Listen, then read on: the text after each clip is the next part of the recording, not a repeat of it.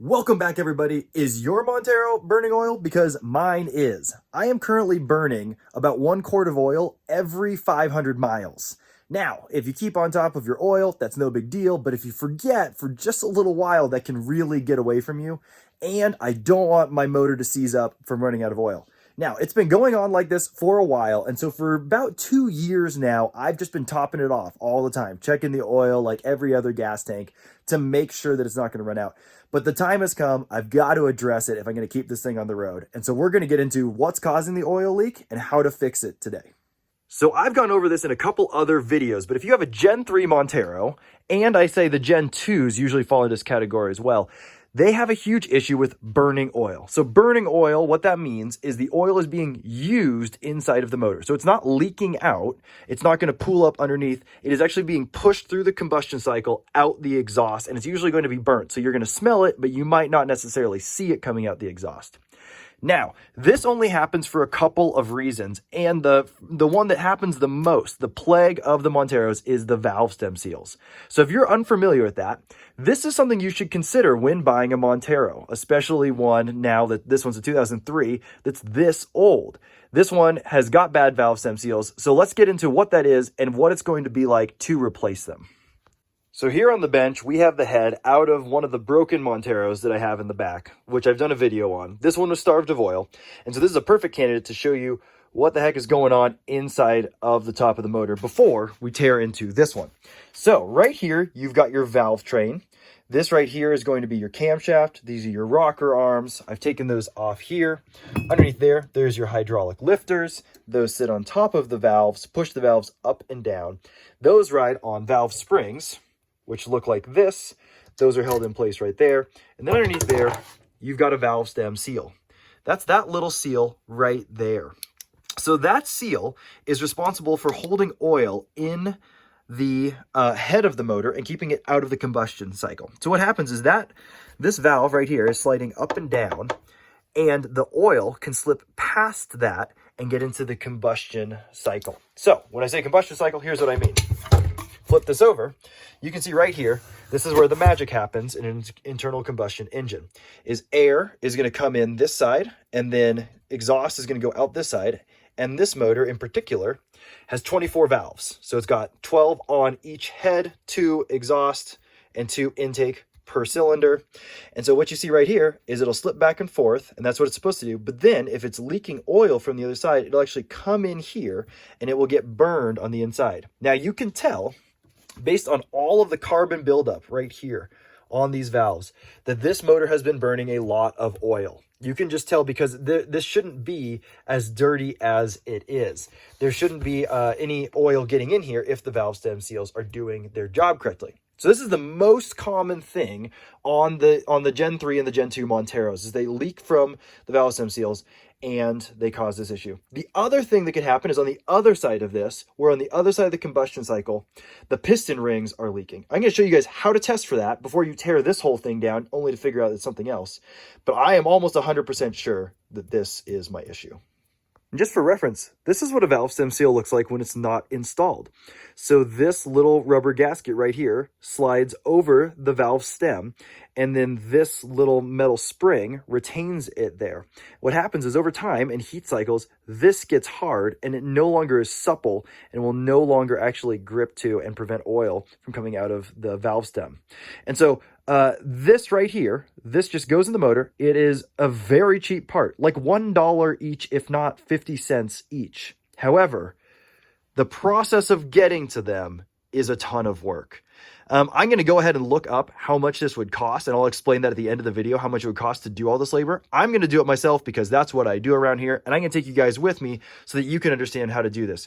So if you're looking at a Montero, your Montero is burning oil, this will give you a good idea of what all is involved to make it stop doing that. I'm hoping it's going to be worth it. So let's dive in and let's make this happen.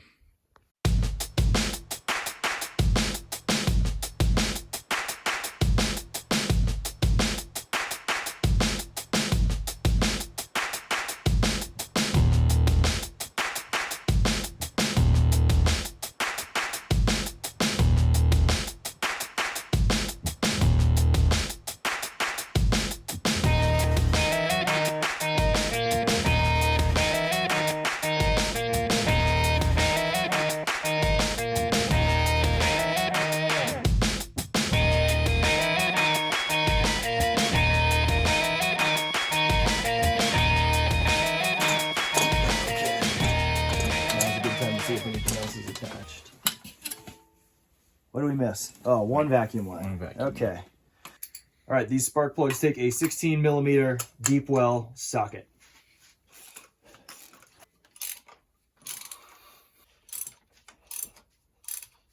All right, so at this point we've pulled all of the coil plugs and wires, and now it's time to do a compression test. The reason we're doing a compression test before we tear this down is because there are two places where oil can leak into the motor.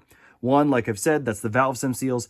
The other one is the rings. So if it's the rings, this job means that the motor has to come out. And I'm not hoping for that. I'm not expecting that, but I want to test it. Now, this motor is running really smoothly. It's got 240,000 miles on it, but it runs so good. And so if I can get away with not touching the bottom end, I'd actually like to leave it because I think it's doing just fine. But this compression test will tell us kind of the health of the motor.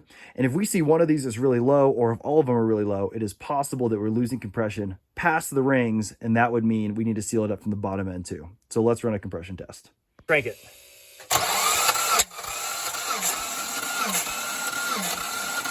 Stop. Okay, we've made an interesting discovery here.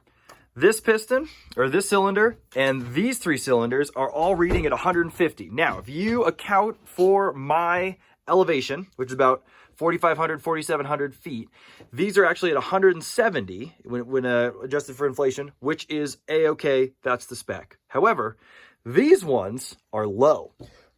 So we tested this one at first, and it was reading 145. That's a little low, not that big a deal. But then the one over here was reading 135. Interestingly enough, these have now gone down. As I've tested them again, this one's reading 125 and this one's reading 100, which would be completely unacceptable. So we're going to test to see if pulling the head is still the best move, or if we're dealing with the bottom end and the rings going bad. I'm not worried about those four cylinders. They seem to be checking out, but we need to test this one. So the way we're going to test it is we're going to put oil in here. And if we put oil in here and it jumps up the compression numbers, we know we have a bad ring.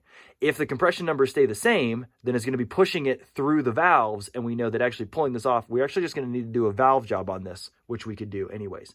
So we're going to put some oil in here and see what we're messing with. All right, so I added oil to these, and this one ended up coming out pretty normal. So this one I'm actually not worried about. I think this one's fine. The one in the back, however, did not have a change. So initially, when you first fired it up and had the oil in it, it did spike. But then as soon as the oil kind of cleared the system, it went right back down. It's actually sitting right about 100 PSI right now. So what's happening is the oil is coating those rings and helping them seal better. And if the rings are bad, then the compression is going up. So once the oil gets pumped out of the system, if it's just a valve, it pumps it out of the system and nothing has changed because that valve is still hanging open. So we're going to go on a little bit of a gamble here and say this is probably going to need a valve job on that corner. Now, if I'm wrong, the problem is the whole motor's got to come out, and I've got to address it later on. However, like I said, this thing's been running pretty good, so I'm actually shocked to see that. But based on what I've seen, the rings are sealing just fine. That means that's not our oil leak. So we're going to keep proceeding, and we're going to tear this down. So the valve covers, they can come off pretty easily. However, in order to do this job, I'm going to pull the heads like I have it out there. That means all the timing components have got to come off. We've got to pull the timing belt off so we can remove the head and get to it. So now, cue the time lapse. We're going to get into that.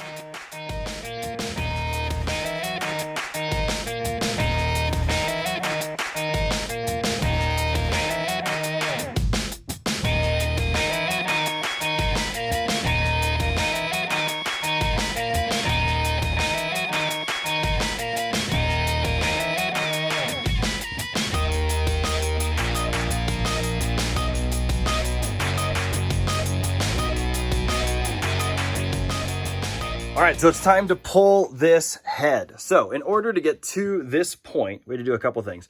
We had to take the timing belt off. And if you are confused about that, check out my other video on how to remove the timing belt. I've got lots of tips and tricks on that. Same exact process here. We even left the radiator in. So we got that. In addition, we also took out some of the stuff in the middle here. We took out the injectors, which is pretty easy. It's just 4 bolts. And then we took out the lower plenum, as you can see here. We also had to remove this water pipe, and then there are 4 bolts on the back of the head. 2 of them are holding water pipe related things, and the other 2 are holding a pipe that actually it transfers from one head to the other water. So all that's on the back. You also have to remove a bracket here that goes up over the valve cover, a bracket here that comes around, and the 2 exhaust bolts down there. So now we're at the point where we can actually pull this head. So we're going to get a breaker bar on here, and you want to back these head bolts off slowly. That way you're not pinching or warping the head. And so we're going to start from the outside and work our way in, loosening them about a 1/4 turn a piece until we get it all the way loose. Then we'll zip it off with an impact the rest of the way, pull this head, and then hopefully we'll get a good idea of what's going on this side. This is the cylinder, or this is the side of the motor that I'm worried about. This one seems totally fine. So this one I want to check for valve clearances and see how they're sealing. That'll give us an idea of whether or not we're going to get away with just doing a top end, or if after all of this work, we're still going to have to pull the whole motor. So let's get this head off.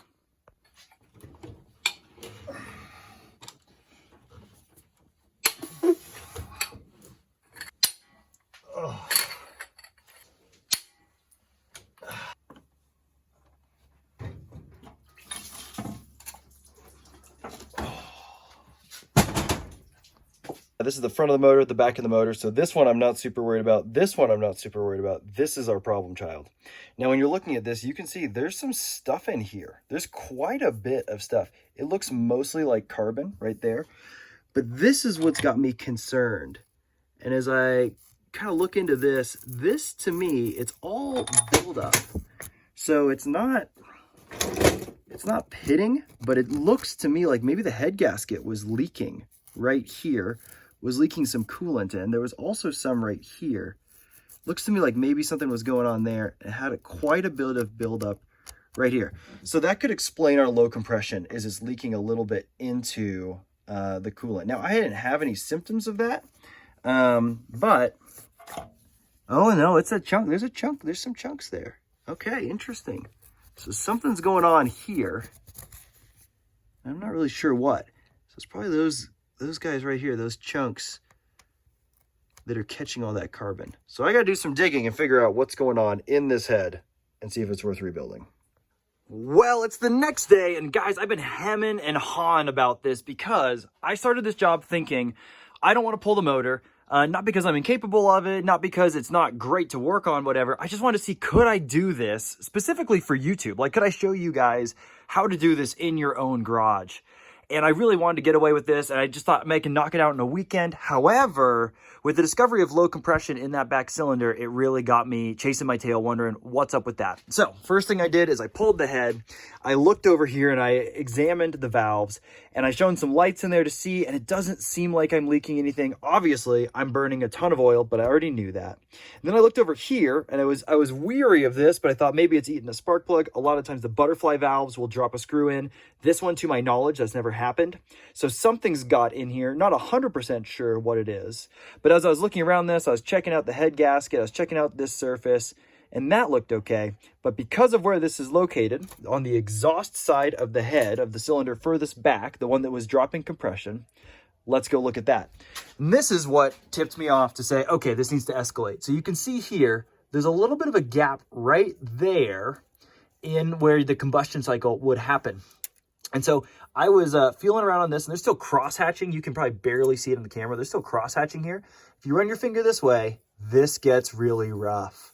So what this tells me is that something at some point, I don't know if it was recently, I don't know if it was a long time ago, but something got in here and it's totally scuffed this up. Now, it's scuffed. It is not scored or really even scratched. So a light hone will likely fix this. But that's got to be where I'm leaking compression. It's not like that on this other one, super smooth, or on the rest of it, super smooth. But something right here was not good.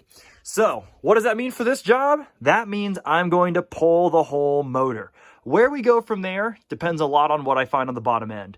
If these bearings are wearing well, if they're okay, if they've had enough lubrication that they still look healthy, I'll probably leave them in and just hone it and maybe put a new ring set in that. The idea here is I don't want to disturb something that's already working well. If this motor is running good, I want to keep it that way. And I'm afraid by throwing aftermarket bearings or new bearings in it that I might cause more issues than I'm fixing. So with that, this video is going to end because I need to pull this out. I have another video of pulling it out, and this saga is going to continue, and I'll keep filming it, but this one got away from me. This was supposed to be a quick, easy, like just do the valve stem seals and move on, but this thing's got 250,000 miles on it, 250,000 miles. So like, it's kind of due for it. Plus, this is a good car. I mean, if you guys have been following the channel, you know, this is the one that got me started in Monteros. This is the one that got me started on working on cars. It deserves a fresh motor. And so I'm going to go ahead, I'm going to pull this thing out, and you guys will see what I'm doing with it next time on the next video.